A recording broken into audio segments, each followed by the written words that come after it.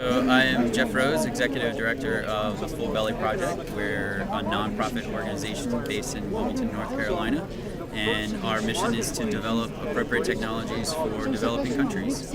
How did you get interested in this work? I did Peace Corps in Guinea, West Africa from 2001 to 2003, and while I was in Peace Corps, it really started to get the juices flowing as far as appropriate technology goes.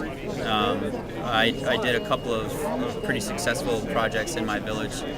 One in particular was that I did a really simple solar food dryer. I just took black plastic mosquito netting and sticks, and I ended up drying some mangoes, and I waited 6 months. And I came out from my hut and I said, this is good.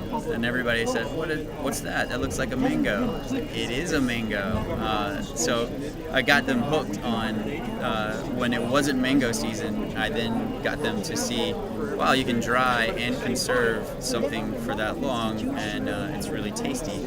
So I then worked with a lot of cooperatives to develop more, or to build more of those solar food dryers, and it really made a huge difference. And so appropriate technology in general became a love of mine, and I can see how really simple things can make a huge change. I was very fortunate to move to Wilmington, North Carolina, where Jock Brandis founded the Full Belly Project, and because I'm a Return Peace Corps volunteer, he was collaborating with the Return Peace Corps volunteers, and I just kind of bumped into him, and that's been my love ever since. Can you tell us a bit about this device? Sure. So this is a miniaturized version of our universal nutsheller, and it's a cone within a cone. The inside surfaces are roughed up, so that way it creates more friction. You load your peanuts, your shea, your coffee, jatropha, whatever it is that you're wanting to shell, you load them up in here, and then it's a hand crank powered machine. So that was done purposefully so that people at a village level wouldn't have to rely on fuel, and they wouldn't have to rely on electricity, and they could still earn a higher income. Because when you take the husk off of any one of those crops that I just named, you add value to it. For example, peanuts, you can add 5 times the value. Coffee, I think, is one of the greatest ones. You can add up to 10 times the value to that crop. So coffee's it's a bean that's picked, and then it's sun-dried, and it becomes this hard little pebble.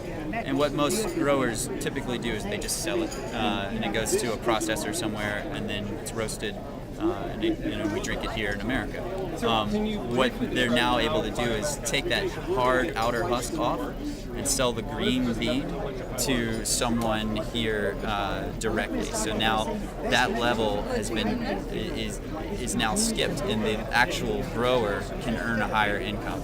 And that's huge, because it shifts the economics of it all back to the local level, and it's all done basically with a machine that costs about $50 to replicate in the developing world. And over the past week of the Tech Awards, what have you kind of learned, or what do you think you'll take away from this experience?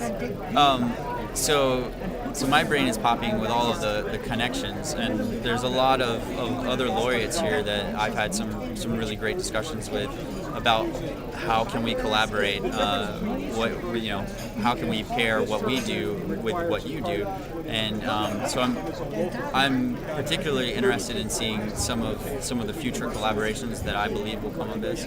I've benefited from.